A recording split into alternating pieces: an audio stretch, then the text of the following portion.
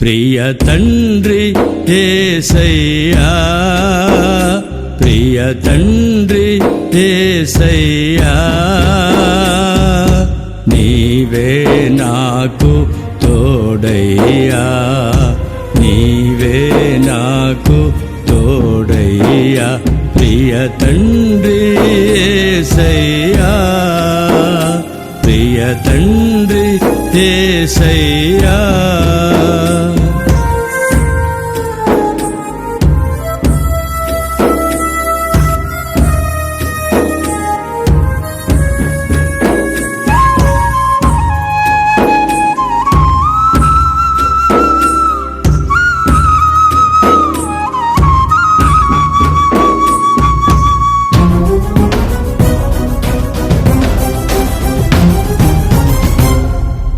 ఎన్నియ పరిస్థితుల్లో ఎన్నెన్నో విధములుగా ఎన్నియ పరిస్థితుల్లో ఎన్నెన్నో విధములుగా వెంట వెంట వెన్నంటియుండగా వెంట వెంట వెన్నంటియుండగా ధైర్యం విచ్చితివి, ధైర్యం విచ్చితివి, ధైర్యం విచ్చితివి, ధైర్యం విచ్చితివి, ప్రియ తండ్రి యేసయ్యా.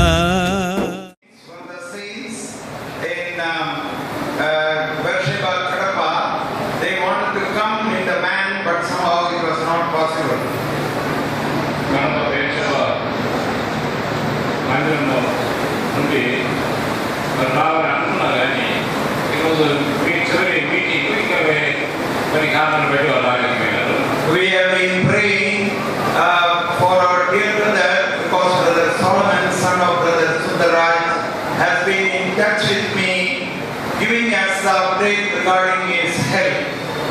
Sundaraj కుమారుడైనటువంటి సాల్మన్ నాతో కూడా టచ్లో ఉన్నాడు. ఆయన సమయంలో తన యొక్క ఆరోగ్య పరిస్థితులు తెలియజేస్తూ వచ్చినాడు. The last he told me was he has to be put in ventilator because his condition is very bad, just a few days ago. కొన్ని దినాల క్రితము వేగ పరిస్థితులు బాగలేదు కాబట్టి వెంటిలేటర్ పెట్టాల్సి వచ్చింది అన్నాడు.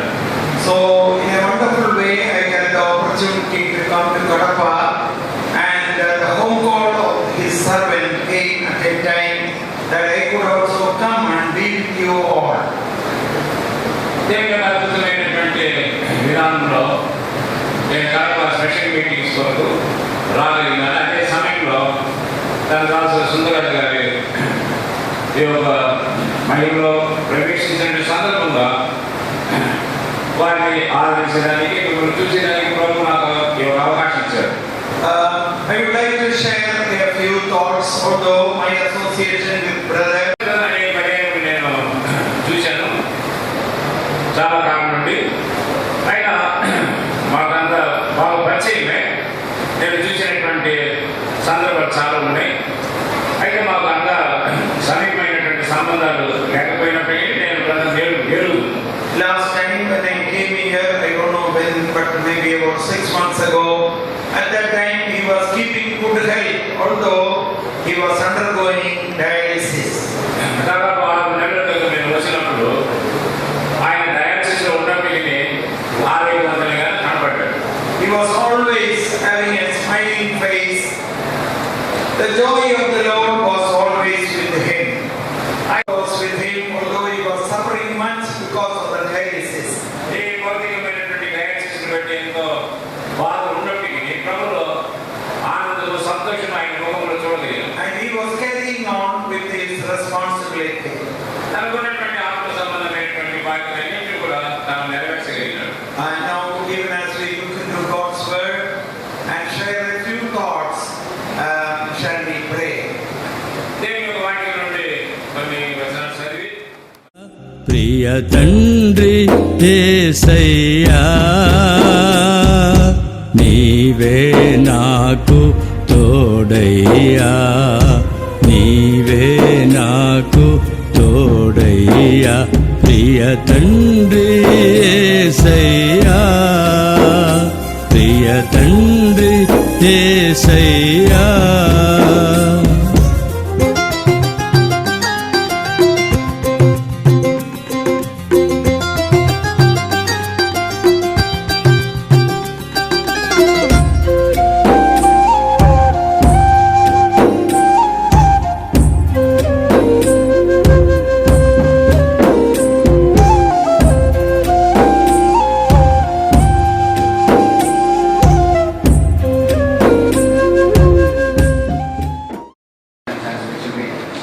ప్రత్యేకమైన కోరిక రండి, కాంపిటీషన్ రండి, దైవ సేవ కూడికల్లో కనుకొస్తున్నాయి.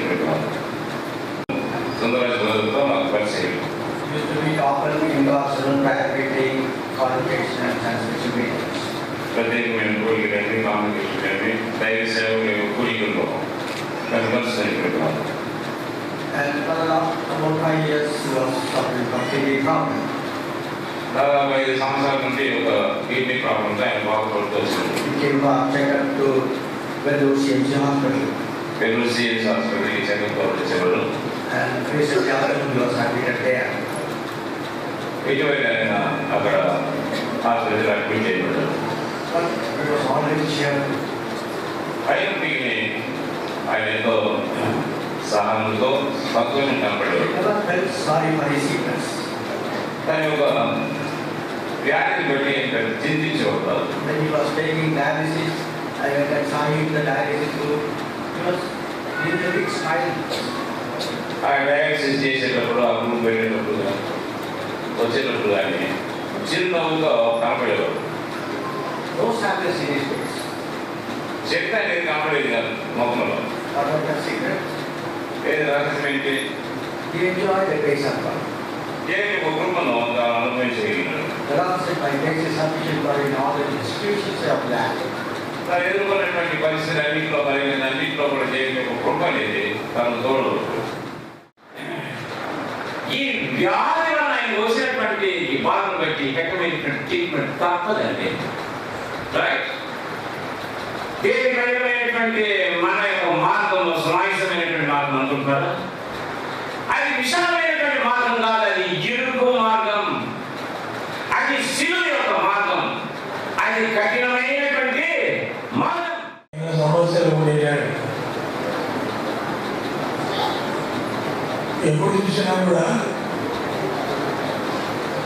సంతోషంగా ఆనందంగా చిరునవ్వు ఉండేది ముఖంలో.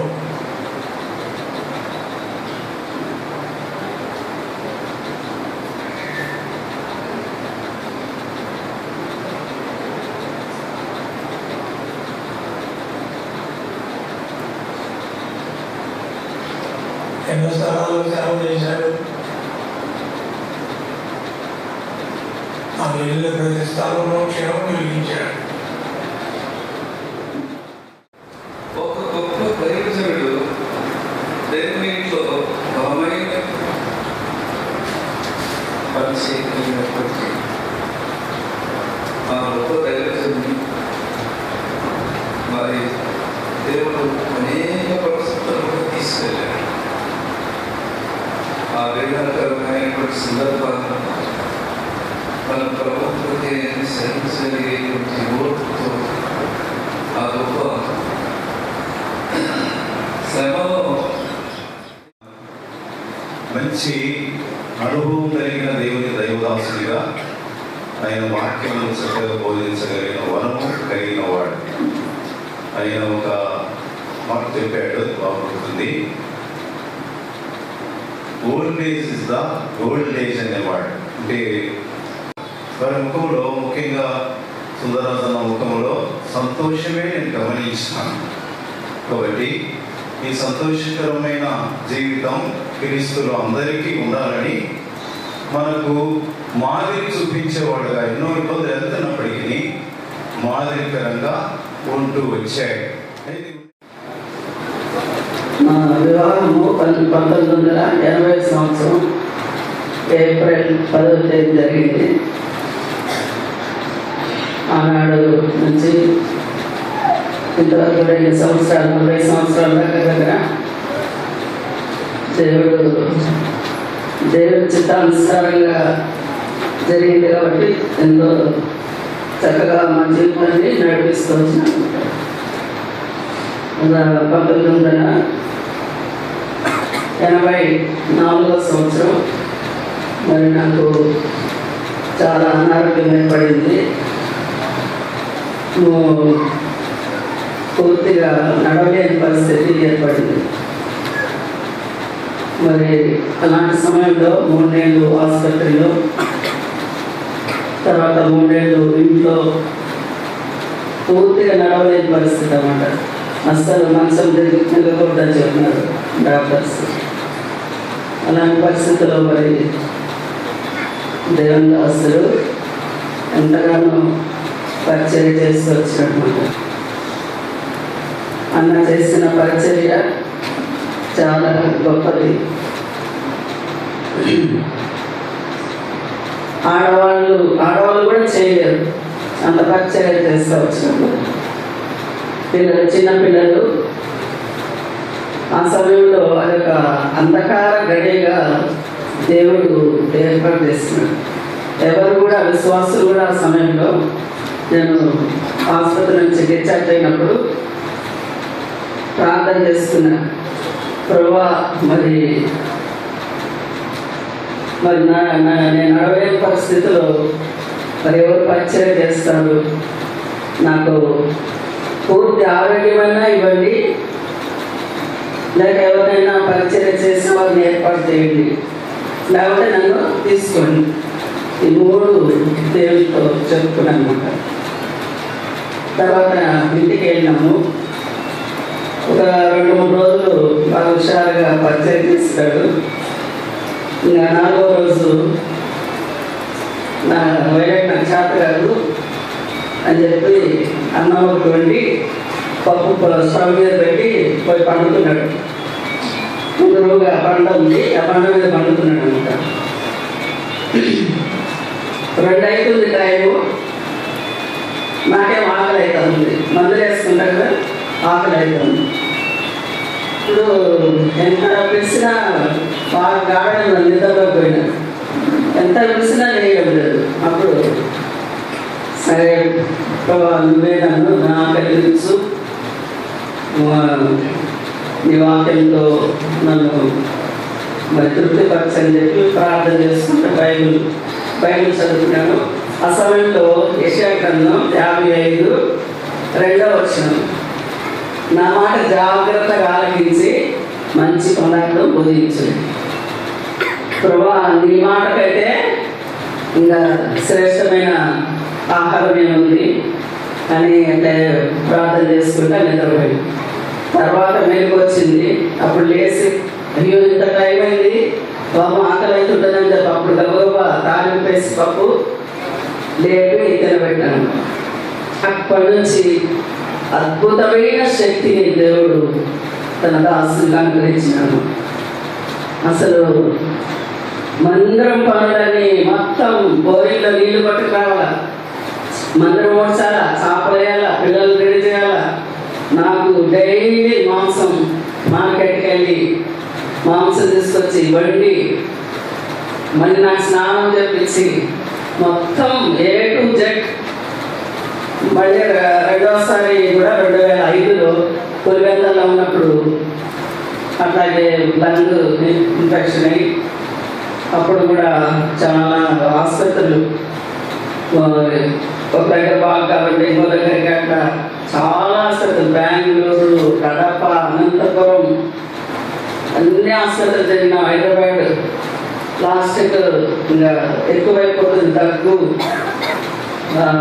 వెంటనే 2 చీటీలు, హైదరాబాద్, రాయవేలూరు చీటీలు రాసి ప్రార్థన చేసి ఎత్తినప్పుడు రాయవేలూరు వచ్చింది. వెంటనే రాయవేలూరు ప్రాంతం వెళ్ళాం. అక్కడ డాక్టర్ చూడగానే ఈమెకు ఆపరేషన్ చేయాలి, లంగ్ ఆఫ్ తీసేయాలని చెప్పినారు. వెంటనే దేవుడు ఆ సంవత్సరం నా వాగ్దానం, నీ కాలేజ్ చేయడానికి ఎవడు నేను ఇక్కడ అదే అన్నకు వచ్చిన వాగ్దానమే, ఆ సంవత్సరం నాకు ఇచ్చినాడు. అయితే ఎన్నెన్నో పరిస్థితులు సాతాను నన్ను కూడా తీసుకోవాలని ఎంతో ప్రయత్నాలు చేసినాడు. చాలా డాక్టర్స్తోనే చాలా నేను మరి బాధపడుతూ వస్తున్నాను. వాళ్ళు చేసే పొరపాటు, డాక్టర్స్ పొరపాటుగా చెప్పేదాన్ని బట్టి మరి అంత క్యూర్ అయినా కూడా మళ్ళీ మందులు వాడాలి, అవి వాడాలని, మందులు వాడొద్దని ఇట్లా చేస్తూ నా ఆరోగ్యంతో ఆటలాడుతున్నాను.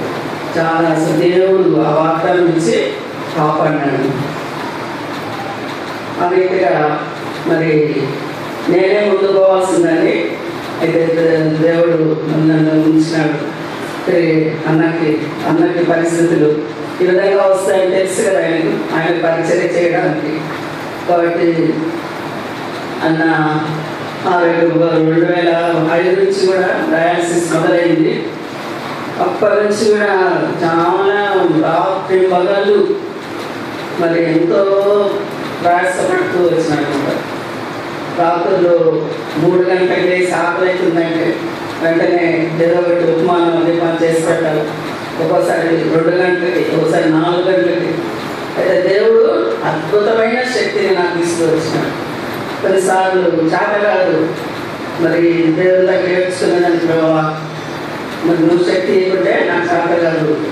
అట్లా తర్వాత శ్రమ బాధ అయితే తక్కువలేదు. జలుబు వచ్చిందంటే వెంటనే బాగైపోవాలి, జలుబు వేస్తే వెంటనే బాగైపోవాలి. అందరిని అలాడిస్తున్నాయి. జబ్బులు కూడా ఎవరు తెలుస్తుంది. అందరినీ నేను దేవుడికి ప్రార్థన చేసిన, ప్రభావ అందరూ బాగుదేనైనా, అందరూ బాగుదేనైనా అని చెప్పి ప్రార్థన చేశారండి. తర్వాత అట్లా దేవుడు మరి అద్భుతంగా సహాయం చేసి వచ్చినాడు. మరి తిరిగి అందుకే ఈ శ్రమ సిలువ కొంత అనుభవించడానికి, దేవుడు నేర్పించడానికి. శ్రమ అంటే భరించలేడు అనమాట. కాబట్టి ఆ సిలువను ఎట్లా భరించాలో కొంతవరకు దేవుడు నేర్పిస్తూ వచ్చినాడు. తర్వాత ఇంకొక విషయం అంటే వాక్యం బోధించడానికి చాలా టైం తీసుకునేవాడు. డ్యాన్స్ కనీసం ప్రేయర్ మీటింగ్ కావచ్చు, బైబిల్ స్టడీ కావచ్చు, సాయంత్రం 4 నుంచే ప్రార్థనలోకి వచ్చినాడు. ఇంకా 10 నిమిషాలు ఉన్నాగా లేచి అప్పుడు సిద్ధపడేవాడు. అంతవరకు దేవుని సన్నిధిలో వాక్యం ధ్యానిస్తూ ప్రార్థన చేసుకొని ఆ విధంగా సిద్ధపడేవాడు. అట్లా దేవుని దగ్గర మరి పొంది చెప్పేవాడు. కాబట్టి అనేకుల హృదయాల్లో కార్యం జరుగుతూ వచ్చింది. ప్రతి ఒక్కరు అన్న ఈరోజు నాకే వాక్యం లేదు, ఈరోజు నాకే నన్ను ఆదరించినాడు, నాతో మాట్లాడినాడు. చాలామంది అట్లా చెప్పేవాళ్ళు. అది వాక్యం సిద్ధపడేవాడు. అయితే తమిళనాడుకు వచ్చిన సంవత్సరం రోజులు అంత బలహీన స్థితిలో ఉన్నా కూడా ఒక్కోసారి శనివారం రేపు నాకు చేత కాబట్టి నేను ఎవరికైనా చెప్పేస్తాను. ఎందుకంటే అవిశ్వాసం, దేవుడు రేపొద్దు నీ శక్తిని ఇస్తాడు, ప్రార్థన చేసుకున్నాడు. ఉదయం 4 నుంచే వాక్యం ధ్యానిస్తూ ఉంటాడు. ఉదయం ఆదివారం అట్లా అద్భుతంగా పునరుత్థాన శక్తిని దేవుడు అనుగ్రహిస్తూ విధంగా వాడుకుంటూ వచ్చినామంట. మరి మార్చి 10వ తేదీ వరకు దేవుని పరిచర్య ఎంతో నమ్మకంగా పనిచేస్తున్నాడు. ఆ రీతిగా మరి జమ్మడు విశ్వాసం, జమ్మడు రాజంపేట ఆ 2 స్థానాల్లో మేము 2వసారి రావడం జరిగింది. అయితే వీరరాజన చెప్పినట్టు ముసలోళ్ళు మరి అనారోగ్యంగా ఉండే వాళ్ళు ఇష్టపడరు. పుస్తకాల నుంచి ట్రాన్స్ఫర్ ఆర్డర్స్ ఇచ్చినారు, ఎక్కడికి వెళ్ళాలో చెప్పలేదు. ఫలానా స్థలం అంటే ఎక్కడ వెళ్ళేది, స్థలం చెప్పలేదు. మేము ఇంటికి లాక్ చేసేసి ఇంకా హైదరాబాద్కి వెళ్ళిపోయినాం బాబు దగ్గరికి. 5 నెలలు ఉన్నాం అక్కడ. హైదరాబాద్ సిటీలో 2-3 సంఘాలు అడిగినారు సంవత్సరం ఎవ్వరు ఒప్పుకోలేదు. తర్వాత గుంటూరు ఖాళీ అయింది. గుంటూరు వాళ్ళని అడిగితే వాళ్ళు కూడా మాకు మరి వ్యవస్థలు కావాలా, బాగా తిరిగే వాళ్ళు కావాలా, ప్రతి ఒక్కరు అదే మాట. చివరకు రాజంపేట మరి ఖాళీగా ఉండింది.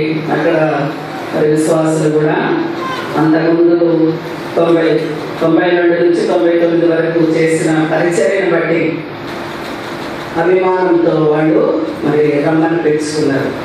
అక్కడ దేవుడి కృప చేత 2.5 సంవత్సరం సేవ చేస్తున్నాం. తర్వాత మరి జమ్మలమడుకు అంత పేషెంట్ అని తెలిసి కూడా మరి జమ్మలమడుకు సంఘం కూడా ఎంతో ఇష్టపూర్వకంగా తెలుసుకున్నారు. ఆ విధంగా మరి చివరి వరకు కూడా ఎంతో ప్రేమ చూపిస్తూ ఎంతో ఖర్చు భరిస్తూ అడిగిగా మరి దాసిన విషయంలో మా విషయంలో ఎంతో సహకరించినారు. తర్వాత మమ్మల్ని ప్రేమించి ఆయా స్థలాల నుంచి అనేక సంఘాల నుంచి వచ్చిన మరి దైవ సేవకులు విశ్వాసం అందరికీ కూడా నా హృదయపూర్వకమైన కృతజ్ఞతలు యేసు ప్రభునామమున అద్భుతం చెల్లిస్తున్నాను. మా కొరకు ప్రార్థించండి. ప్రభు సర్వకాలం విడనాడు. ఆయన బాధ రక్షణను తన కృపా సమృద్ధిని బట్టి జారిపడను. హృదయపూర్వకంగా ఆయన నరులకు విచారమైనను బాధనైనను కలుగజేయడు. దేవుని దాసుడు మా నాన్నగారు చిన్నప్పటి నుండి నన్ను ఎంతో ప్రభావితం చేస్తూ వచ్చాడు. ఎంత ప్రభావితం చేస్తూ వచ్చాడంటే చాలా చిన్న వయసులోనే మందిరంలో పరిచర్య చేయడం నేర్పించాడు. నేను 1వ తరగతి 2వ తరగతి చదివేటప్పుడే మందిరంలో ఊడ్చడం నేర్పించినాడు. తనతో పాటు చేపలు పడడం నేర్పించాడు. 7 గంటలంటే 7 గంటలకు వచ్చి కూర్చునేవాడు. నన్ను కూడా 7 గంటలకు వచ్చి కూర్చోమనేవాడు. ఒకవేళ నేను రాకపోతే నన్ను కందర కొట్టనించేవాడు కాదు. డోలకు కానీ తబలా కానీ కొట్టనించేవాడు కాదు.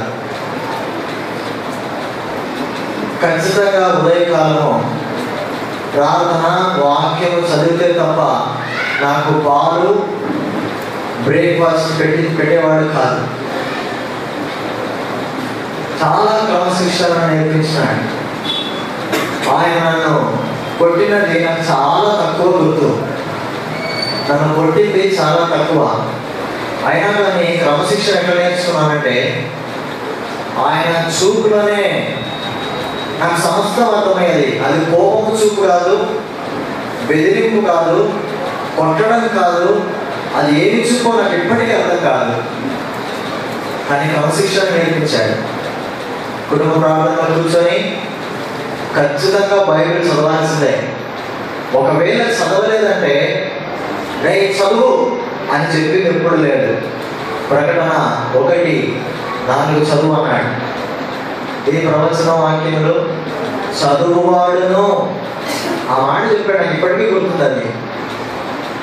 చదివేవాడు ధన్యుడు. వాక్యంతో చూపించి మాట్లాడేవాడు అంతే. ఏ రోజు కానీ గద్దించి కేకలేసి అరిచి చెప్పినట్టు నాకు గుర్తులేదు. మా ఇంటిలో కేకలు వినపడడం నాకు ఎప్పటికీ గుర్తులేదు. మా అమ్మ నాన్న నడుచుకోవటం కానీ, నేను నాన్న మాట్లాడుకోకుండా ఉండటం కానీ, అమ్మ నేను కొట్లాడటం కానీ, నేను చెల్లి కొట్లాడి రోజు కొలది మాట్లాడకుండా అలాగే ఉండిపోవటం కానీ మా ఇంట్లో నాకు గుర్తులేదు. అట్లాంటి వాతావరణంలో మా నాన్న పెంచుతూ వచ్చాడు. అయితే చిన్నప్పటి నుంచి నాకు దేవుని సేవ అంటే ఆశ, ఆసక్తి. మందిరం అంటే పరిగెత్తేవాడిని, సువార్త అంటే పరిగెత్తేవాడిని. నా చిన్నతనంలో 1వ తరగతి చదివేటప్పుడే 40 రూపాయలు సువార్తలు అమ్మినా నేను. అప్పట్లో 40 రూపాయలు, పావులకి ఒక మత్తయి సువార్త. అంత ఆశ, ఆసక్తి కలిగిన వాడు.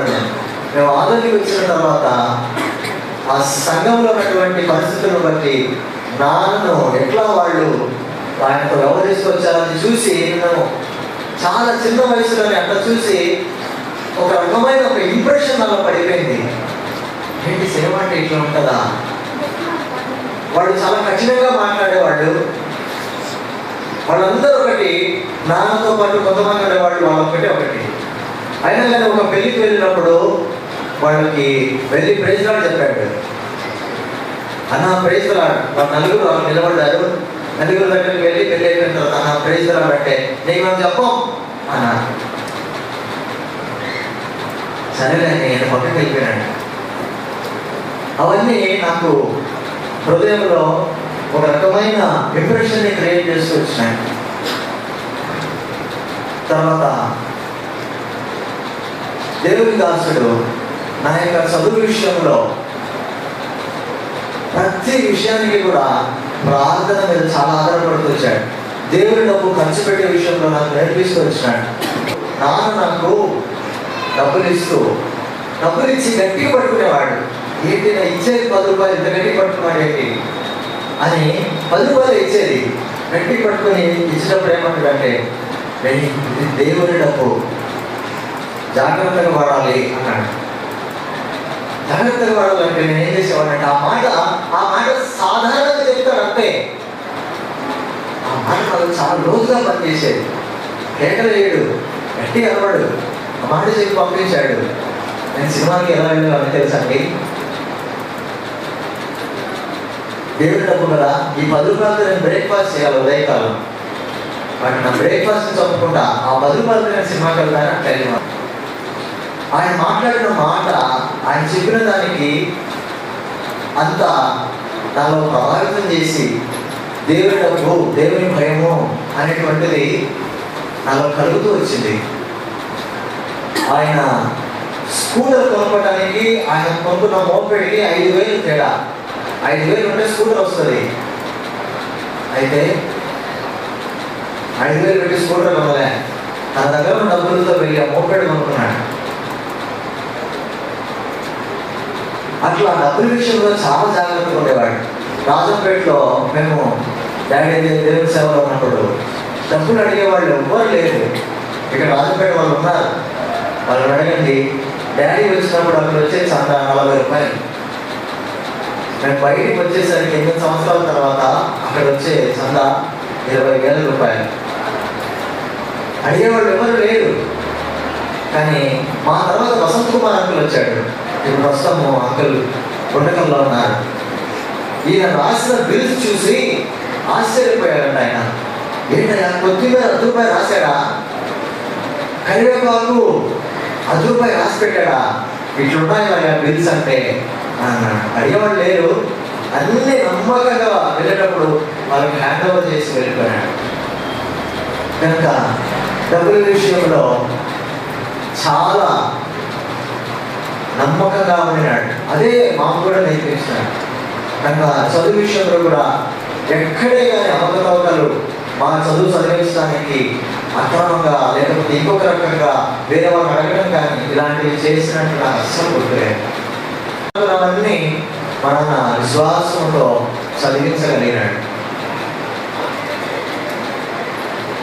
తర్వాత ఉద్యోగం దగ్గరికి వచ్చేసరికి నన్ను ఎంఎస్సి అయిపోయిన తర్వాత నన్ను హైదరాబాద్కి పంపించేటప్పుడు ఎప్పుడు కూర్చోబెట్టుకొని ఇట్లా చేయాలా, ఇట్లా ఉండాలి, ఏమి ఎప్పుడు నాతో మాట్లాడినట్టు నాకు గుర్తులేదు. అంత ప్రార్థనలోనే మోకరించి ప్రార్థన చేసి ఏం ప్రార్థన చేశాడంటే, ప్రభువా నీతిమంతులు విడవడట కానీ నా సేవకుని కుమారుడు భిక్షను తీరట కానీ నేను చూసి ఉండలేదని నీ వాక్యంలో ఉంది. మమ్మల్ని విడిచిపెట్టావు కదా, వీనికి మీ మహిమ కొరకే ఒక ఉద్యోగం దయచేయని ప్రార్థించాను. అద్భుతంగా దేవుడు ఉద్యోగంలో ఆశీర్వదించాడు. ప్రభు తన దాసుని ద్వారా వాక్యమును చేపట్టడము, వాగ్దానమును చేపట్టడం నేర్పిస్తూ వచ్చాడు. ఇక్కడ జమమండలిలో ఎంతకు ముందు నేను ఉన్నప్పుడు 1999 నుంచి 2002 దైవదాసులు చెప్పిన వాక్యము నా పరిచయ లైఫ్లో చాలా ఉపయోగపడింది. దావీదు గురించి చెప్పేవాడు. దావీదు దేవుడు ఎట్లా హెచ్చించాడు, ఎట్లా పడేశాడు, ఎట్లా మలుగు ఉంచాడు, ఎట్లా బయటకు తీసుకొని వచ్చాడు, ఎట్లా వాడుకుంటున్నాడు, ఎప్పుడు వాడుకుంటున్నాడు, వాడుకున్నప్పుడు ఏం చేయాలి, ఎలా ఉండాలి, ఇవన్నీ చెప్పినవి నాకు పరిచయలో నేను వాడబడడం ఆరంభించినప్పుడు ఎంతగా ఉపయోగపడ్డాయో నాకు దేవునికే తెలుసు. ప్రభువు వాడుతున్నప్పుడు వాడబడటం అనేది ఆ వాక్యాలు ఆ విధంగా పనిచేస్తూ వచ్చినాయి. వాడబడిన తర్వాత కూర్చోవడం కూడా ప్రభు నేర్పించినప్పుడు ఈ వాక్యాలన్నీ గుర్తొచ్చినాయి. ప్రభు వాడుకుంటాడు రా, ప్రభు సమయం ఇస్తాడు. తర్వాత నాకు జీవితంలో కొన్ని భయంకరమైన పరిస్థితులు, చాలా కురుకుదల, చాలా ఏడుపు, చాలా కన్నీరు, చాలా కసిపోయిన పరిస్థితుల్లో ఉన్నప్పుడు దేవుని వాక్యమును బలముగా తీసుకొని దేవుని వాక్యమును ఉన్నది ఉన్నట్లుగా నెరవేర్చడానికి తాను ఇష్టపడ్డాడు.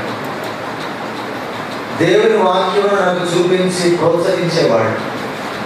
దేవుని వాక్యమునే చూపించి దేవుని వాక్యంలో ఇట్లుంది కనుక మనం ఇట్లా ప్రవర్తించాలి, దేవుని వాక్యంలో ఇట్లుంది దీన్ని బట్టి మనం ధైర్యం తెలుసుకోవాలి,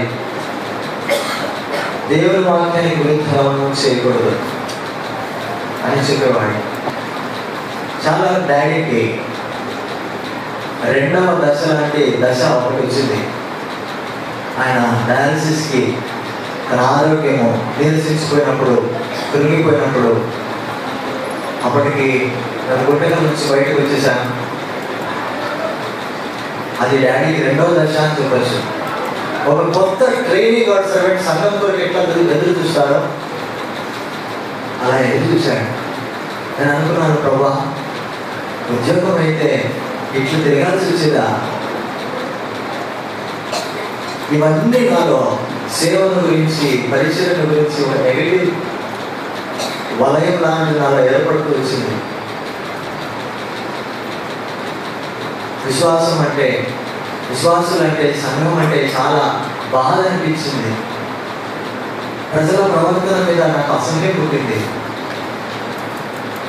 నాన్న కూడా చాలా అలసిపోయినాడు అప్పటికే. ఒక పక్క శారీరకమైన అలసట, దేహంలో శక్తి లేదు, మానసికమైన కృంగుదల, పరిచయం చూస్తేనేమో పరిచయం లేదు. ఎంత బాధపడేవాడంటే దాదాపు 4-5 నెలలు మా ఇంట్లో ఉన్నాడు. సంఘంలో ఉండాలిరా, సంఘానికి మనం సేవ చేస్తున్నప్పుడు వాళ్ళు మన కొరకు ప్రార్థన చేస్తూ ఉంటే అది ఎంతో మనకు మేలు క్షేమం అనేవాడు. ఎంత అవమానం ఉన్నా వెళ్ళి ఆ విధంగా వెళ్ళి కూర్చునేవాడు. వెళ్ళి కూర్చొని వేచి ఉండేవాడు. సంగమిస్తారేమో.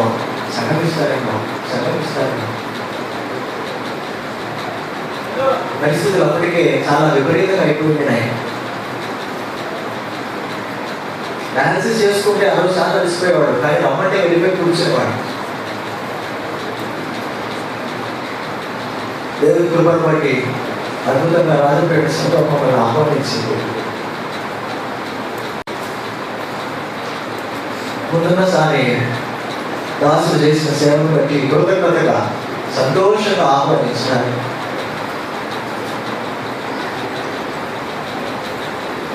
మాట లేకుండా అప్పటికి మందిరము శిథిలావస్థలో ఉంది, కట్టడం సరిగా లేదు. ఆయన డయాలసిస్కి, ఆయనకున్నటువంటి ఆరోగ్య పరిస్థితికి అది సరిపోయిన స్థలమే కాదు. ఎంతో ఒక రకంగా చూస్తే అక్కడికి వెళ్ళడం అనేది ఆయనకు చాలా కష్టతరమైనటువంటిది. అయినా కానీ వెళ్దామన్నాడు. ఎందుకంటే పరిస్థితి ఎట్లా ఉంటుందో తెలియదు కాబట్టి అక్కడికి వెళ్ళాడు.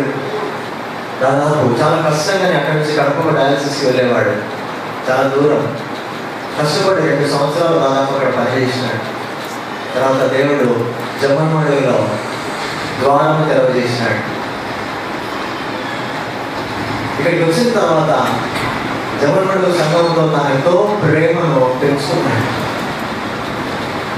అంతవరకు తన భూస్థాపన కార్యక్రమం ఆదోని నేను పుట్టిన స్థలంలోనే చెప్పినవాడు. ఆయన చనిపోయే దశలోకి వచ్చేసరికి నా భూస్థాపన కార్యక్రమం జరిగితే జమ్మన్మడిలోనే జరగాలి. ఆయన ఎంతగా ప్రేమను సంపాదించుకున్నాడు, ప్రేమను పెంచుకున్నాడు. బహుశా మీరు అనుకున్నారేమో 2.5 నెలలు సేవకుడు లేదేంటి, ఏం పట్టించుకోకుండా వెళ్ళిపోయి ఉన్నారని. నాతో పాటు మానుకున్నాడు. ప్రతాప్ వచ్చాడు, హైదరాబాద్ వచ్చాడు. వాళ్ళకి తెలుసు చెమటమండు సంఘమును పోషించాలిరా, వాళ్ళ కొరకు ఏర్పాటు చేయాలి అనేవాడు. అప్పుడప్పుడు కడప నుంచి అంకుల్ వాళ్ళని కొన్నిసార్లు రిపీట్ అంకుల్ అడిగి హైదరాబాద్ నుంచి డాడీ కొన్ని పేర్లు చెప్పినప్పుడు వాళ్ళకి ఫోన్ చేసి ఆ విధంగా మీ దగ్గరికి బోధకులను పంపిస్తూ వచ్చిన. అక్కడ ఉన్నా కూడా ఆయన మనం మర్చిపోలేదు. సంఘమును పోషించాలి అనేవాడు, సంఘానికి ఆహారం పెట్టాలి అనేవాడు. ఎవరు వచ్చినా కూడా ఆయన ఏం చెప్పేవాడు అంటే, ఒకసారి బ్రదర్ నీకు మంచి భార్య మంచి కొడుకున్నాడు అని అన్నారు. అక్కడ ఆపేస్తే అంతేకాదు బ్రదర్ మంచి సంఘం ఉంది అన్నాడు. చాలా మిమ్మల్ని మర్చిపోకుండా మీ మీద ప్రేమను పెంచుకొని తన బాధలు కూడా మిమ్మల్ని మర్చిపోకుండా మీ కొరకు ప్రార్థన చేసేవాడు. చాలా బాధలో ఉన్నప్పుడు నేను అనుకున్నా, ప్రభువా ఏంటి నాకు ఎంత బాధ, ఇన్ని రోజులు సేవ చేయించుకొని నలిపిస్తున్నావు కదా ప్రభా. నా కళ్ళ ముందు ఆయన ఏడవడం, మూలగడం వెళ్ళి చూసి చాలా వేదన అనిపించేది, చాలా బాధ అనిపించింది. ప్రభా ఎందుకు నేను ఇంత నలగొడుతున్నా, ఎందుకు ఇంత వేధిస్తున్నావు, ఎందుకు ఇంత బాధపరుస్తున్నా, ఎందుకు దేవుడు ఇంత కఠినంగా వ్యవహరిస్తున్నాడని దేవుడిని అడుగుతూ వచ్చినానే. బహుశా మీకు ఆ దేశంలో చూస్తే అర్థం కాదేమో. ఆయన వెళ్ళిన టెస్ట్ తర్వాత ఆయన తీసుకున్న ట్రీట్మెంట్ చాలా కఠినమైనది, చాలా కష్టతరమైనది. అట్లా ఉండి ఏ రోజే కానీ ప్రభువును ప్రశ్నించినట్టు కానీ, ప్రభువును అనుమానించినట్టు కానీ ఆయన ఒక్క మాట పలికినట్టు నాకైతే వినపడలేదు. ప్రతిసారి ప్రభువును స్తుతించాడు. మమ్మల్ని అందరినీ పిలిచి పాట పాడండి అనేవాడు, మధ్యరాత్రులు లేక పాటలు పాడండి అనేవాడు, స్తుతించండి ప్రభువుని అని చెప్పేవాడు. మాకు నిద్ర వచ్చేది, ఉదయం అంతా అలసిపోయేవాళ్ళము, రాత్రి నిద్రావస్థలో లేపి పాటలు పాడమంటే కొంచెము అసహనంగా ఉండేది, చాలా కష్టం అనిపించేది. ఒకసారి ఐసీయూలో చాలా వేదన పడిన తర్వాత బయటకు వచ్చి, ప్రభువా ఈ పరిస్థితిలో నేను స్తుతించలేకపోయాను, ప్రభువా క్షమించు అన్నాడు. ప్రభువా నేను స్తుతించలేకపోయాను, కష్టం వచ్చినప్పుడు నన్ను క్షమించు అన్నాడు.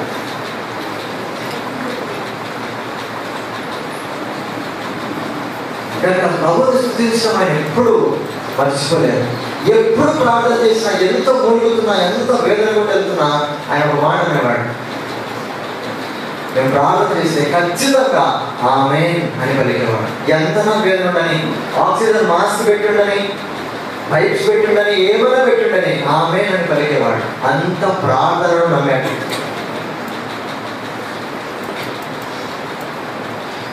చివరిలో నేను అనుకున్నాను, ప్రభువా హాగరు ఎట్లయితే తన పిల్లవాడిని పడేసిందో అట్లా మీ రాష్ట్రం నేను పడక మీద పడేశాను. హాగరు ప్రార్థన వినా ఈ చిన్నవాడిని బాధ నేను చూడలేని అనుకునింది, వెంటనే నీటి బుగ్గ కలిగింది కదా ప్రభువా, కనీసం ప్రార్థన తీసుకో, ఎందుకు ఇంత కఠినంగా వ్యవహరిస్తావని మా అమ్మతో చెప్పినప్పుడు ఆమె నన్ను గద్దించింది. దేవుణ్ణి ప్రశ్నించద్దు, దేవుణ్ణి నిందించద్దు, దేవుని ప్రశ్నించడానికి మనకు అర్హత లేదని చెప్పింది. వెంటనే క్షమాపణ చెప్పాను. అయితే చివరిలో ఆయన పడక మీద ఉన్నప్పుడు ప్రభు నాతో మాట్లాడుతూ వచ్చినాడు. తర్వాత ఇంతకంటే తీర్మానం చేసుకున్నట్లుగానే డాడీ దగ్గర మాట్లాడుతున్నప్పుడు, డాడీ నేను సేవకు పోవాలన్నా అని అడిగితే ఆయన ఒక మాటలు లేవు, తలుపుపాడు. రిజైన్ చేయాలంటే అడుగుతారు. నాకు ఇష్టం లేదు, ఇప్పటికీ ఇష్టం లేదు.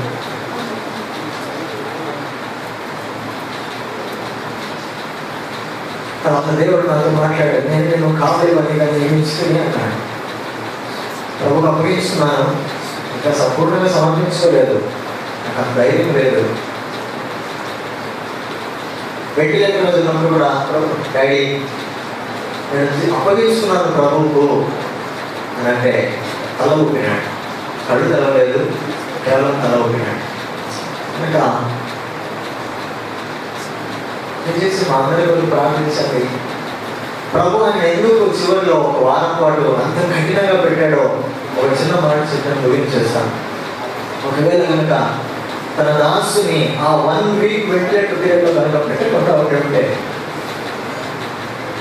నేను తక్కువే వాళ్ళని కాదు. ఎందుకంటే ఆయన చేసిన తప్పు ఏంటంటే మమ్మల్ని ఎక్కువ ప్రేమించాడు, నేను కూడా ఎక్కువ ప్రేమించేలాగా చేశాడు. ఎట్లాంటి దశకు ప్రభు తెచ్చాడంటే, ప్రభు ఆయన తీసుకో, నేను చూడలేను, నేను తీసుకో అనంతగా నేను ప్రార్థించేలాగా ప్రభు మమ్మల్ని సిద్ధపరిచాడు. మమ్మల్ని దుఃఖం నుంచి బయటపడేసడానికి దేవుడు ఆయన మొదలుపెట్టినాడు. ఆయన పడిన బాధ, ఆ చివరి బాధ చాలా కఠినం. దేవుడు ఎందుకు అనుమతించాడో తెలియదు. కనుక తండ్రి లేని మా కుటుంబం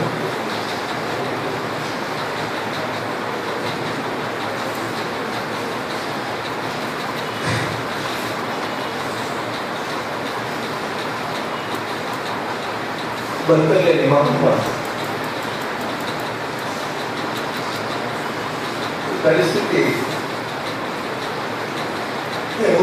ఎందుకు పారాల్సింది. కొంతమంది చనిపోవాలని ఆశించారు, చివరి వారంలో నేను కూడా ఆశించాను. ఆయన ఎవరిని ద్వేషించలేదు. అందరితో చివరికి ప్రతి ఒక్క దైవ సేవకులతో క్షమాపణ కోరి ఆయన ప్రభులను నిర్మించాడు. చేసిన కుటుంబం కొరకు ప్రార్థించి దేవుని సాక్షి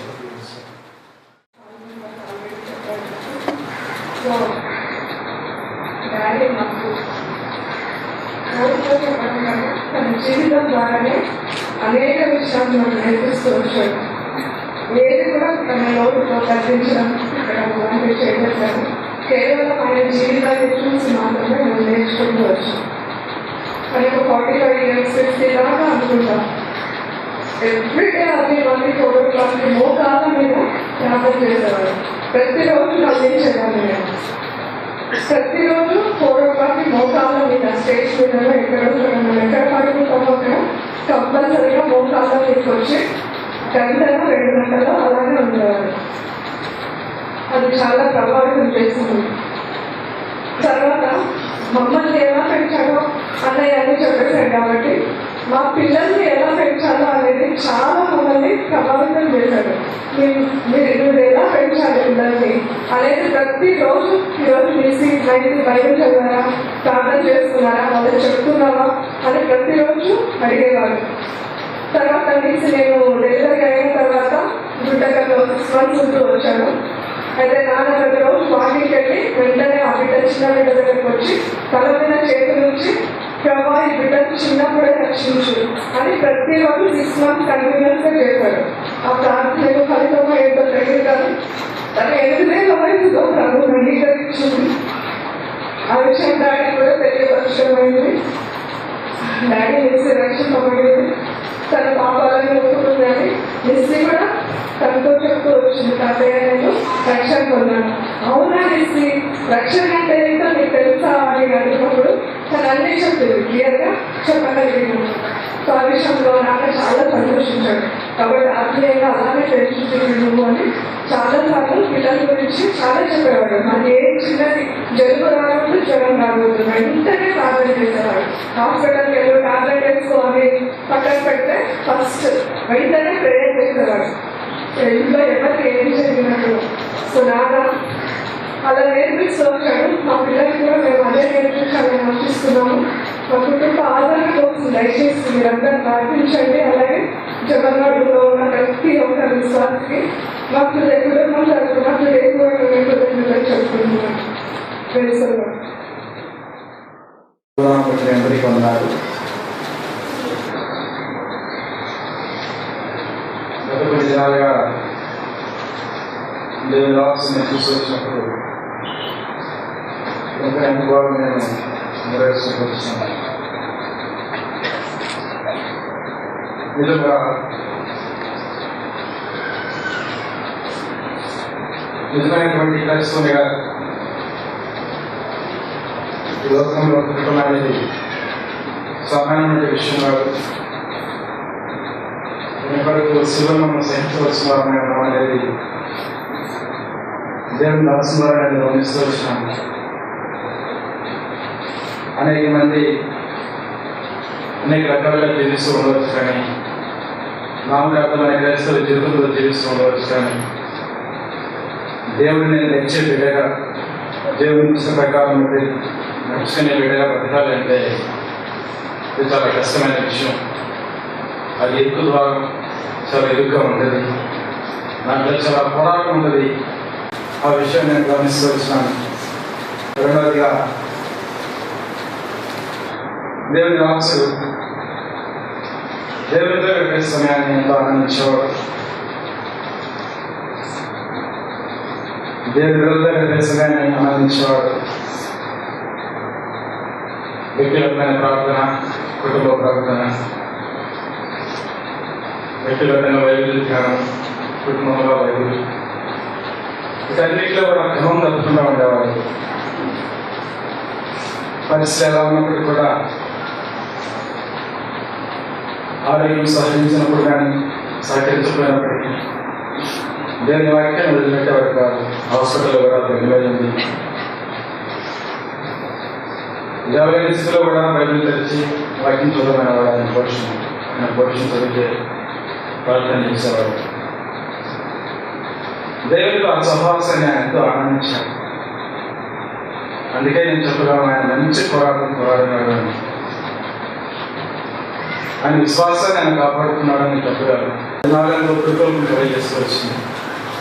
అనేక సార్లు దైవజనులు వచ్చి ప్రార్థన చేసినప్పుడు మత్తులో ఉన్నాడేమో అనుకునేవాడిని. ఏం పలికేవాడు కాదు. అసలు వింటున్నాడో లేదా నిద్రపోతున్నాడో అనుకునేవాడిని. అంతా అయిపోయిన తర్వాత ఆమెను మాత్రం గట్టిగా చెప్పేవాడు. అనేక సార్లు నేనంతా బాధలో వచ్చినప్పటికీ కుటుంబ సభ్యులుగా మా బాధను చూడలేక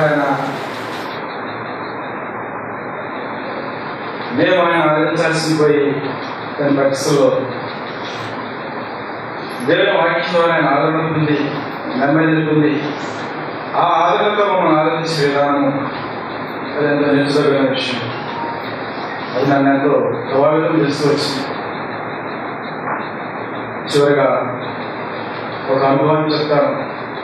నా వివాహమైన కొత్తలో 2010వ సంవత్సరం ఆయన ఎంత ప్రేమ కలిగిన వాడో, ఎంత జీవనం కలిగిన వాడో, ఆయన మాట ఎంత ఆదరిస్తుందో నేను చూస్తూ వచ్చాను. నేను జగేలో ఒక ఇంట్లో ఉండేవాడిని. రెండుకి ఫ్యామిలీతో వివాహమైన కొత్తలో నన్ను చూడడానికి ఇక్కడి నుంచి గుంతకల్ నుంచి బయలుదేరి వచ్చాడు ఉదయాన్నే. నా పక్కనే నా పైన ఆఫీస్ ఉండేవాడు, నా పైగారు ఆయన. ఆయన అప్పుడే బయటకు వచ్చింటే ఆయన పలకరించినాడు, ఏమండి బాగున్నారా అని. వాళ్ళిద్దరు మాట్లాడిన విషయంలో నాకు తెలియదు. తర్వాత ఇంట్లోకి వచ్చాడు. తర్వాత ఆయన నన్ను కలిసినప్పుడు ఆయన చెప్పినాడు, ఆయన ఒక హైందవ, ఆయన పేరు నాగేంద్రబాబు. ఏమంటే మీ మామయ్య గారు నన్ను భలే పలకరించానంటే నాకు భలే నమ్మదే కలిగింది. నా సొంత తల్లిదండ్రులు కూడా నన్ను ఎప్పుడప్పుడు పలకరించలేదు. ఒక తండ్రిగా ఏదో మా కుటుంబంలో నాకు బాగా దగ్గరగా ఉన్న ఒక వ్యక్తిలా నాతో అంత ప్రేమగా మాట్లాడాడని వాళ్ళు చెప్తూ వచ్చినప్పుడు నేను ఆ రోజు గమనిస్తూ ఆ రోజు నుంచి కూడా నేను దేవుని ఎంతో ఆనందిస్తూ వచ్చిన విషయంగా ఒక మంచి విశ్వాస కుటుంబంలో నేను కూడా ఒక నంబర్ కాగలందుకు ఎంతో ధన్యవాదాలు. ఏడున్నరలో మాసంలో ఆయన పడకలో ఉన్నప్పుడు ఆ దైవజనుడికి నాకు కూడా ఈ దేవుడైన నాకు ఆ దేవుడు ఆయనకి సేవ చేసే భాగ్యం రికవరీ చేస్తూ వచ్చినాడు. అలాగే ఎంతో సంతోషాన్ని ఆనందాన్ని కూడా చేస్తూ వచ్చింది. చివరిగా ఆయన సంఘాన్ని ప్రేమించిన విషయం ఎంత నచ్చుకోలేదండి. అదే పడి సంఘాన్ని నచ్చుకుంటూ ఉండేవాడు. నిజంగా సంఘం కూడా ఆయన ఎంతో ప్రేమిస్తూ వచ్చింది. జాగ్రత్తగా ఎంతో ఆదరిస్తూ వచ్చినాడు.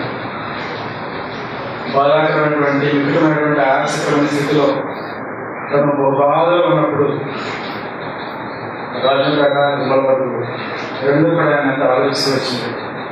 మరి ఇద్దరు కూడా దేవుని పేర వందనాలు తెలియజేస్తున్నాను.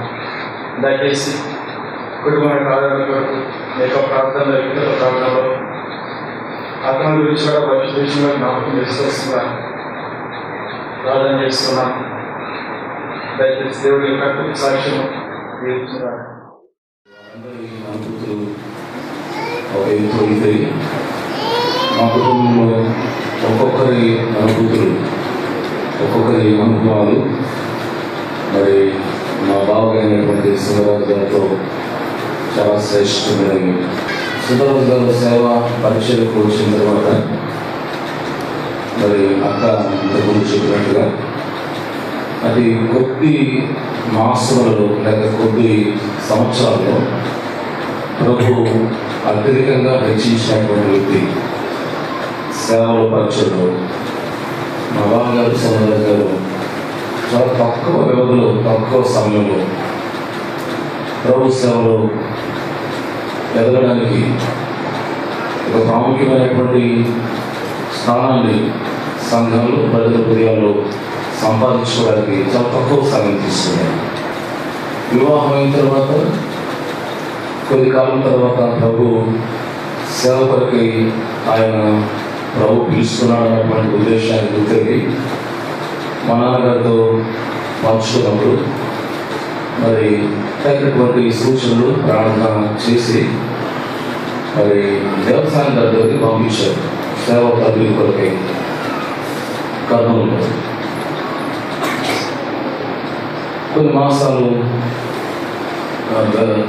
బెల్లారి రోడ్డు కర్నూలు దేశంలో మరి తరబీదులో ఉన్నప్పుడు ఇక సంపూర్ణంగా సేవలో కూరుకుపోతున్నటువంటి దినాల్లో ఆయన ఎప్పుడో అప్లై చేసినటువంటి మరి ఆర్టీసీ డిపార్ట్మెంట్ నుంచి ఆయనకు ఒక కాల్ లెటర్ రావడం జరిగింది.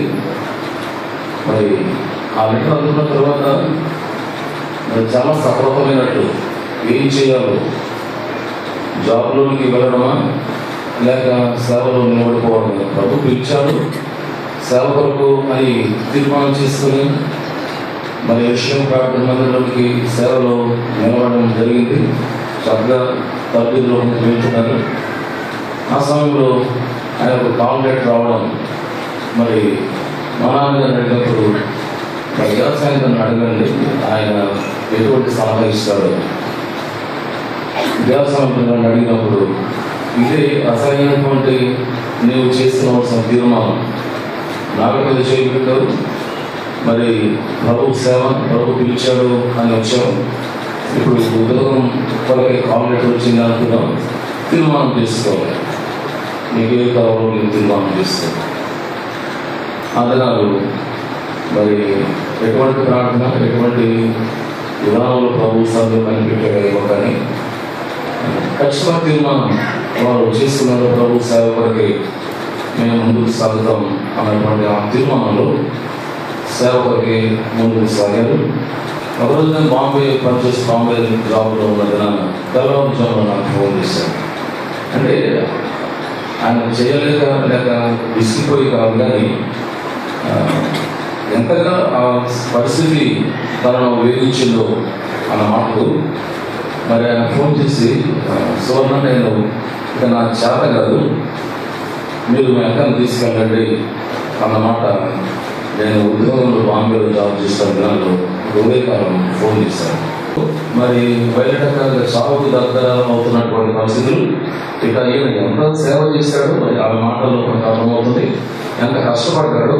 మరి ఆదరణ నా చేతగాడు, మీరు తీసుకెళ్ళండి, నా కష్టంగా ఉంది అన్నటువంటి మాటను కూడా వినియోగించడం ద్వారా మరి ఆ పరిస్థితి ఎంత కఠినమో మనం అర్థం చేసుకోవచ్చు. ప్రభు పెద్ద విషయాలు మరి అక్క కొన్ని మాటలు చెబుతూ ప్రభు కృపణించాడు. అలాగే వారి సేవ కొనసాగించబడింది.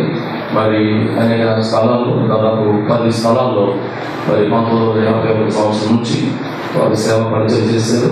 మరి దాదాపు ఒక సంఘంలో 3 సంవత్సరాల చిల్లర వారు సేవ చేసినట్టుగా యావరేజ్గా మనం క్యాలిక్యులేట్ చేస్తే మాకు కరెక్ట్గా అవుతుంది. కనుక ఈ విధానాలు అనేకమైన పరిస్థితుల్లో మరి నాకు వ్యక్తిగత జీవితంలో నాకు బావ అని చెప్పడం కంటే మరి స్నేహితుడిగా మరి నాకు మరి ఆయనతో నాకు సంబంధాన్ని నేను చెప్పగలను.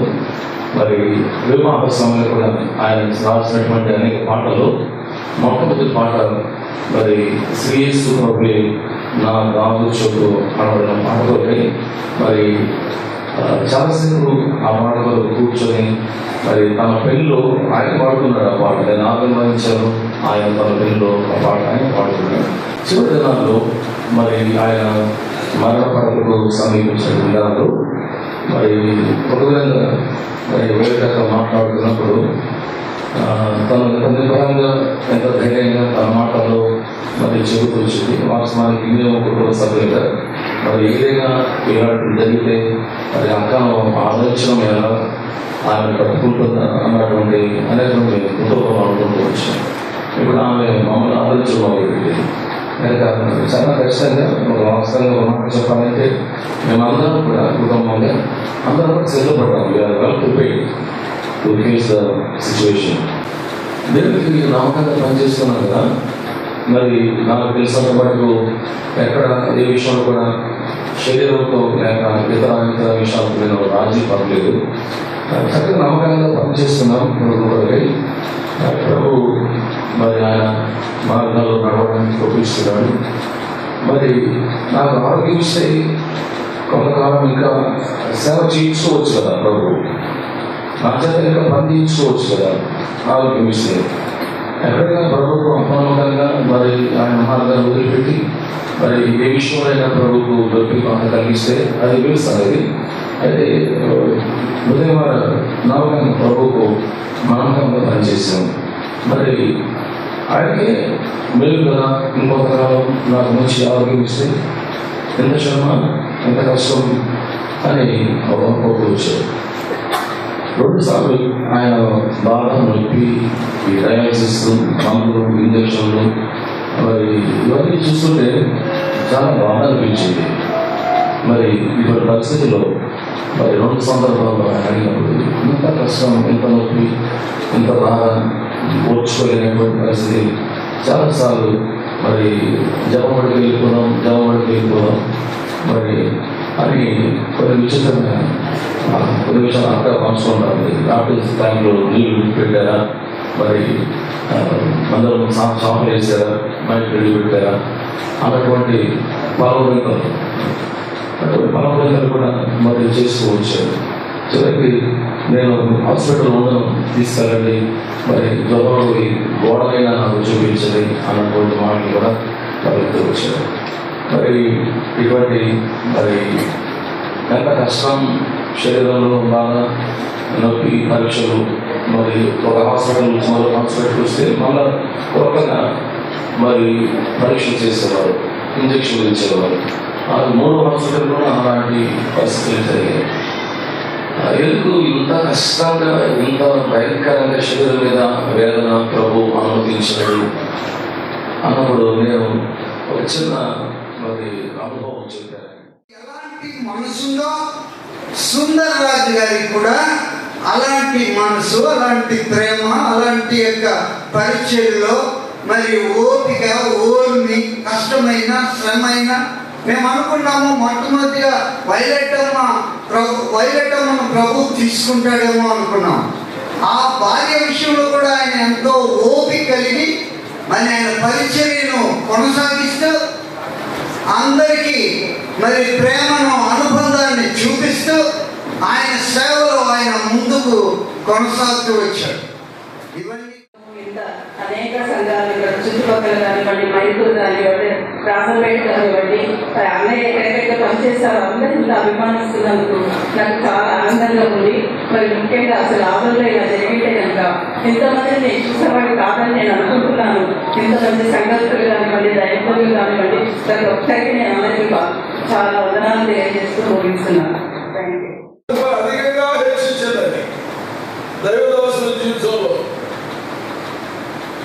ఆయన చేసినటువంటి స్థలాల్లో సేవా పరిచయం ఎంతగానో దేవుడు ఆశీర్వదిస్తూ వచ్చాడు. ఈ వాక్యం ఇక్కడ నెరవేరుతుంది. ఈ వాక్యం ఇక్కడ సారాంశం కనబడుతుంది. ఎవరండి? దేవతరమేనా? ఇది మానవసరం. ఇది మానవసరం కాదు, దైవస్వరము అని గ్రహించుకొని నా మాట నేను ఎంతో అంకులు పెట్టి ఇప్పుడు కూడా దేవుని తీసుకుంటున్నాను. దేవునికి స్తోత్రం. సేవను తను ఎలాగైతే చూసినాడో రానున్న దినాల్లో ఆ స్థానంలో తను కలిగి దేవుని సేవలో ముందుకు సాగాలని ఆంచింది పిల్లలు. దేవుని వాక్యం చేత ఆయన అనుభవం ద్వారా ఆయన సేవ ద్వారా వారికి గొప్ప ఆదరణ కలిగినట్లు ప్రభు అలాగ వారిని ఆదరించి ధైర్యపరిచిన విషయాలు మనం అందరికీ ఇచ్చిన ఆ యొక్క విషయాలు మనం ఫాలో అయ్యి ప్రభు మహిమానంద జీవించినట్టు ప్రభు సహాయం. ఇంట్లో పెరిగినట్టుగా పెరిగాము. అది నిజంగా చెప్పాలంటే 3 నిమిషాలు న్యాయం కాదు. అందులో మాకున్న అనుభవం అందుకో నా విశ్వాస జీవితంలో ముందు నేను ఏం నేర్చుకున్నానో మీకు అడుగుతున్నాను. ఒకసారి విశ్వాస జీవితంలో వస్తూ స్థిరపడి వచ్చినమాట. వచ్చిన ప్రతి ఆత్మ కూడా తప్పిపోకుండా సంఘంలో స్థిరపరచబడి వచ్చినారనమాట. దైవ సమయపరచడం ద్వారా ఆత్మ రక్షణ సంఘం చేపడితే అన్న సంఘం ఆత్మగా కట్ట వచ్చినాడు, వృద్ధి వేస్తూ వచ్చినాడు, స్థిరపరుస్తూ వచ్చినాడు. మొదటి దినాల్లో చేసిన పరిచర్య ద్వారా అదినాలో వాక్యం చెప్తా ఉంటే ఆకాశం నుండి అగ్ని దిగి వచ్చినట్లుగా మాకు లేదు. చాలా మంది మేము సేవకు మేము తీర్మానం చేసుకొని ఆ వాక్యానికి సంధించబడి, ఒప్పించబడి, కొలికొల్పబడి మేము ఆ సంవత్సరాలు చాలా దాదాపు 6-7 మందిని మేము దేవుని సేవకు వచ్చాము.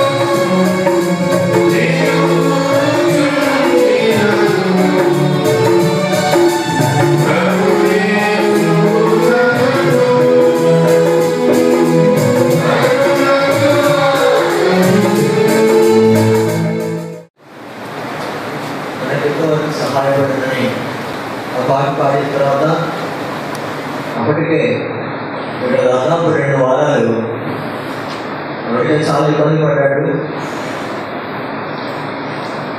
భయంకరమైన చలి, భయంకరమైన జ్వరం, భయంకరమైన వాంతులు, భయంకరమైన కడుపు నొప్పి, ఇది మనం ఊహించలేము. అంత భయంకరమైన పరిస్థితి. హైదరాబాద్ వచ్చిన తర్వాత ఆ ఒక వారము తాను బాగుపడ్డాను అనుకున్న తర్వాత డిశ్చార్జ్ అయిపోయిన తర్వాత ఈ పాట పాడాను. అయితే అన్ని రోజులు మురిగేవాడు, రాత్రులు మురిగేవాడు, ఉదయమంతా మురిగేవాడు. ఎవరైనా దైవసేవకులు కానీ ఎవరైనా భక్తులు కానీ విశ్వాసులు దర్శించడానికి వస్తే ప్రాణం లేచి కూర్చున్నాయి. జమలవాడి నుంచి ఒకసారి యవనస్తులు, విశ్వాసులు, బ్రాంచ్ వాళ్ళు అందరూ ఒకసారి రాగానే ఎంత సంతోషించాడంటే అంత సంతోషించాడు. ఏమనిపించిందో, ఎందుకు ఆ పాట వెళ్తున్నాడో తెలియదు. పాట సంఖ్య 4, నీ సిలువే నాకు శరణు వేసుకుంటావు. అయితే అన్ని రోజులు మురిగేవాడు, రాత్రులు మురిగేవాడు, ఉదయమంతా మురిగేవాడు. ఎవరైనా దైవసేవకులు కానీ ఎవరైనా భక్తులు కానీ విశ్వాసులు దర్శించడానికి వస్తే ప్రాణం లేచి కూర్చున్నాయి. జమలవాడి నుంచి ఒకసారి యవనస్తులు, విశ్వాసులు, బ్రాంచ్ వాళ్ళు అందరూ ఒకసారి రాగానే ఎంత సంతోషించాడంటే అంత సంతోషించాడు. ఏమనిపించిందో, ఎందుకు ఆ పాట వెళ్తున్నాడో తెలియదు. పాట సంఖ్య 4, నీ సిలువే నాకు శరణు వేసుకుంటావు.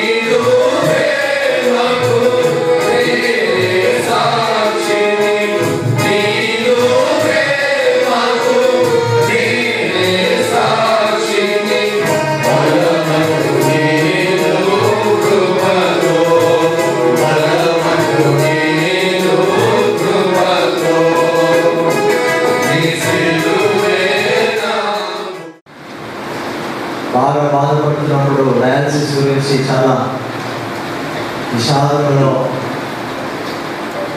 ఉన్నప్పుడు తన బాధల గురించి తను రాసిన పాట 14వ పాట. ప్రియమైన పరలోక తండ్రి, నిన్నునే మనసారా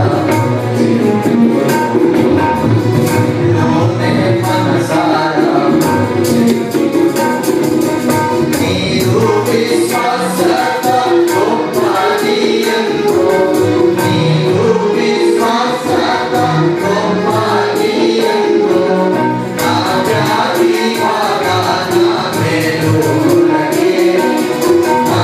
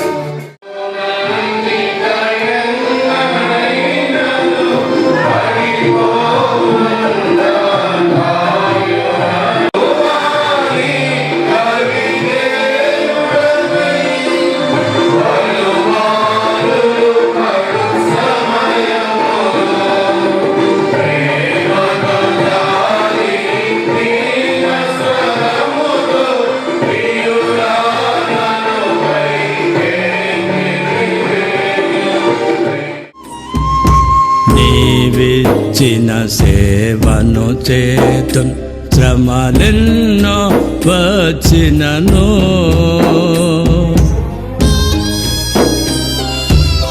నీవిచ్చిన సేవను చేతున్ శ్రమలెన్నో వచ్చినను విడువను నిన్ను వెనుదీయను నేను విడువను నిన్ను వెనుదీయను నేను మరువని నా ప్రభువా మరువని నా ప్రభువా మరువని నా ప్రభువా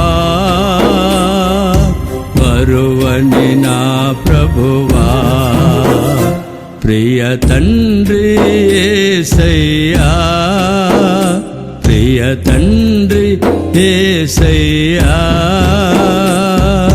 నీవే నాకు తోడయ్యా నీవే నాకు తోడయ్యా ప్రియ తండ్రి యేసయ్యా ప్రియ తండ్రి యేసయ్యా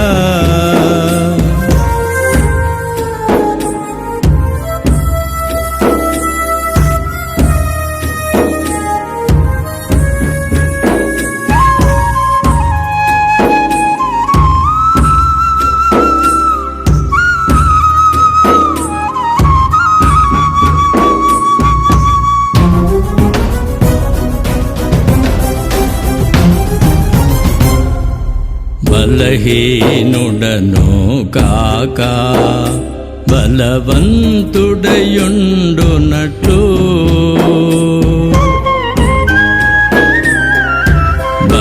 బలహీనుడను కాక బలవంతుడయుండునట్లు వాగ్దానము నాకిచ్చితివే వాగ్దానము నాకిచ్చితివే వందనమో నా ప్రభువా వందనమో నా ప్రభువా వందనమో నా ప్రభువా వందనమో నా ప్రభువా ప్రియ తండ్రి యేసయ్యా ప్రియ తండ్రి యేసయ్యా నీవే నాకు తోడయ్యా నీవే నాకు తోడయ్యా ప్రియ తండ్రి యేసయ్యా ప్రియ తండ్రి యేసయ్యా ప్రియ తండ్రి యేసయ్యా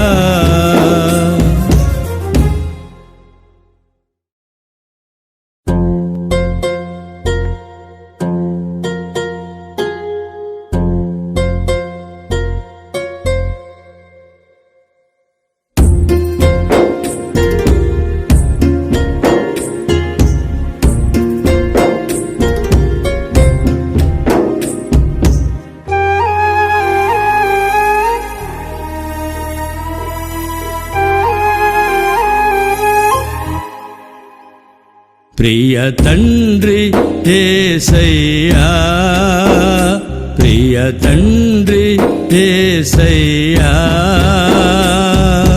నీవే నాకు తోడయ్యా నీవే నాకు తోడయ్యా ప్రియ తండ్రి యేసయ్యా ప్రియ తండ్రి యేసయ్యా శిథిలమైపోయినను చేతి పని కాక దేవుని చేత కట్టబడినది నిత్యమైనదినైన నివాసము పరలోకమందు మనకు ఉండదని ఎరుగుదుము. మనము దిగంబరులను కాక వస్త్రము ధరించుకున్న వారముగా కనబడుదుము.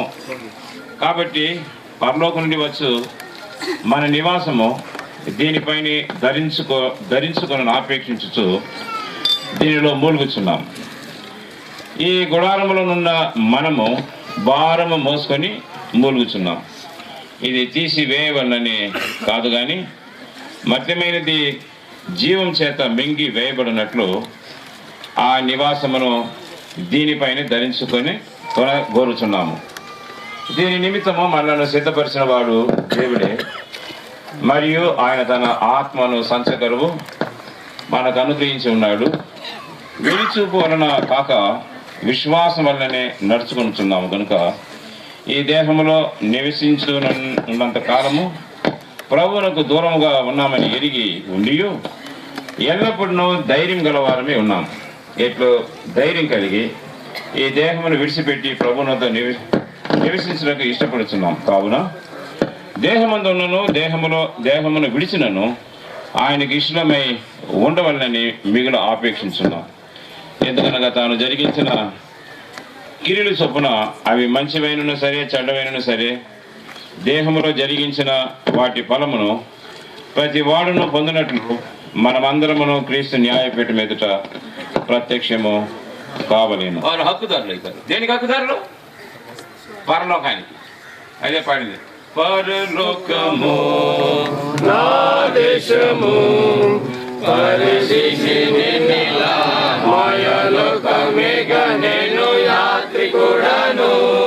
వచ్చిన బిడ్డలను బట్టి మీకు స్తోత్రాలు. సాల్మను ఝాన్సీ కుటుంబము బిడ్డలను బట్టి, సుగంధం రవి వారికి ఇచ్చిన బిడ్డలను బట్టి మీకు స్తోత్రాలు.